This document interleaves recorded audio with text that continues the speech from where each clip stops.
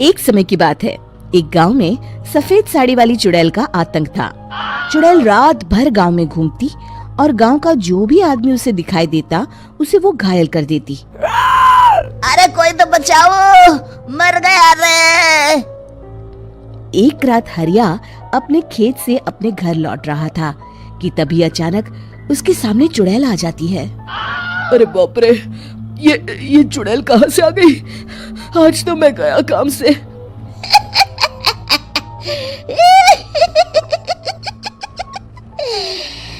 आज मुझे मेरा शिकार मिल गया। अरे चुड़ैल दीदी, मुझे छोड़ दो।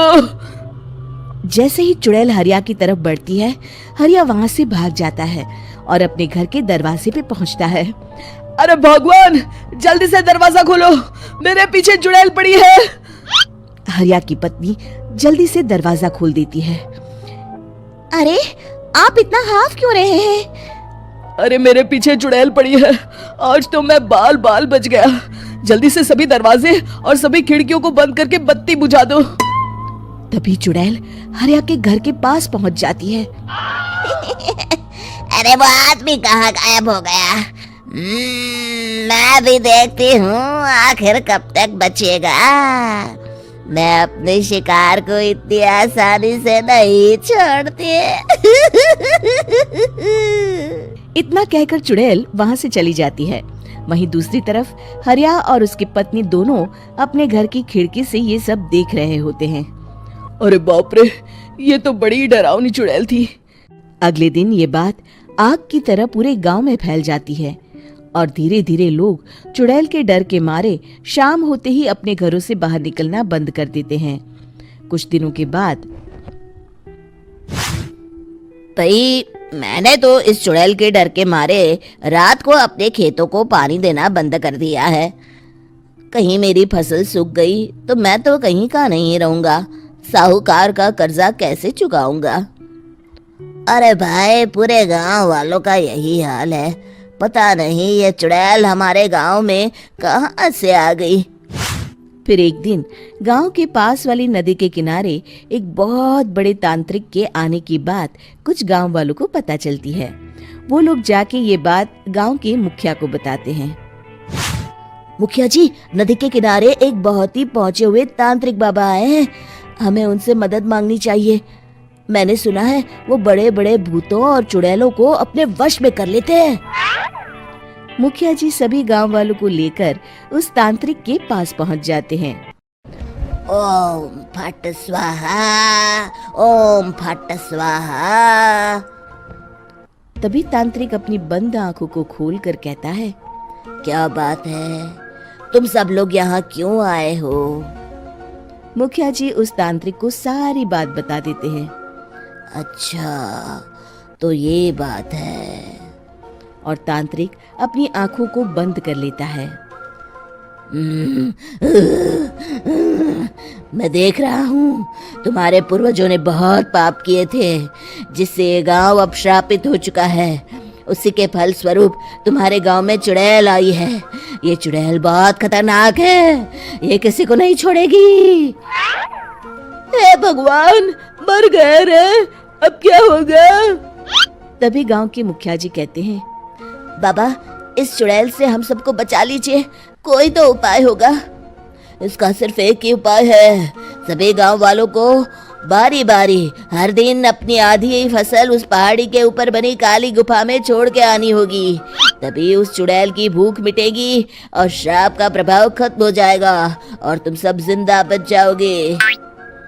सभी गांव वाले उस तांत्रिक की बात को मान लेते हैं और वहां से चले जाते हैं। फिर अगले दिन से रोज उस गांव के लोग बारी बारी से अपनी आधी फसल उस काली गुफा के पास जाकर रखाते। कुछ दिनों बाद हरिया की बारी आती है। बाप रे, आज तो मेरी बारी है उस काली गुफा में जाने की। क्या करूं? वो तो बड़ी खतरनाक चुड़ैल है। मेरे तो हाथ पैर कांप रहे हैं। फिर हरिया डरते डरते अनाज की बोरियां अपनी बैलगाड़ी में लाद देता है। तभी हरिया की पत्नी उससे कहती है, देखो जी, संभल के जाना और किसी भी हालत में शाम होने से पहले वापस आ जाना। उस चुड़ैल का कोई भरोसा नहीं है जी। हरिया बैलगाड़ी में बैठते हुए कहता है, भगवान, मैं क्या वापस आऊंगा? लगता है अब तो मेरी खबर ही आएगी। इतना कहकर हरिया वहां से चला जाता है।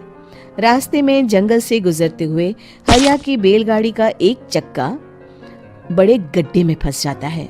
हे भगवान, अब ये क्या मुसीबत है?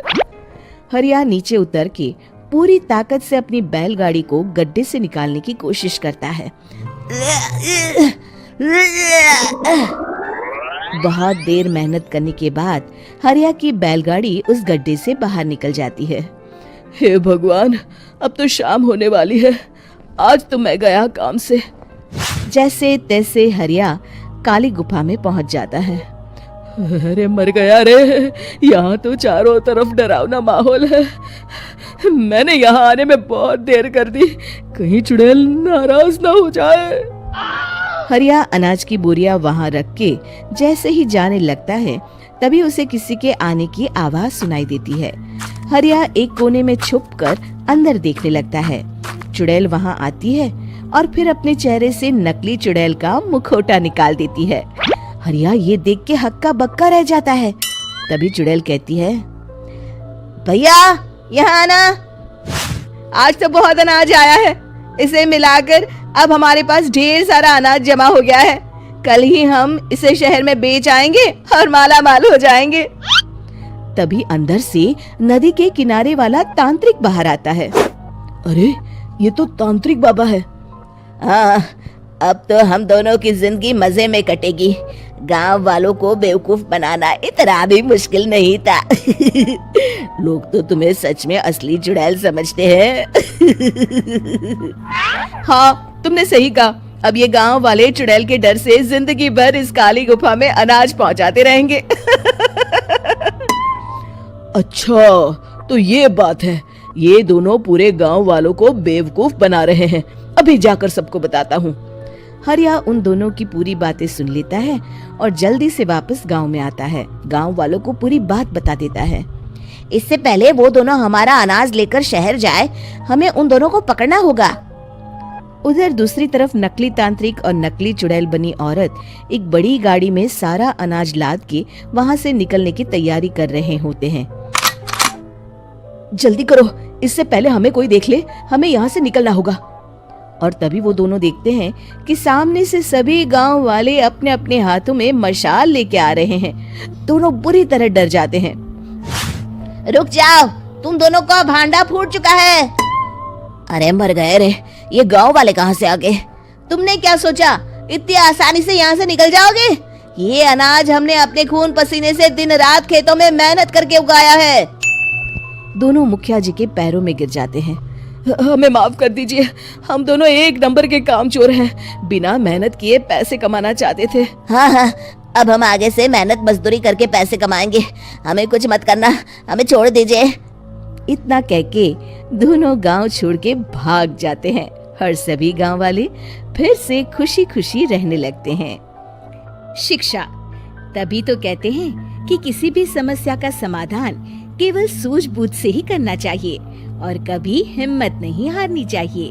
दोस्तों, हमें उम्मीद है कि आपको हमारी ये कहानी पसंद आई होगी। कृपया हमारे चैनल को सब्सक्राइब करें और सभी अपडेट्स के लिए बेल आइकन जरूर दबाएं। और हाँ, वीडियो लाइक और शेयर करना मत भूलिएगा। Bye bye.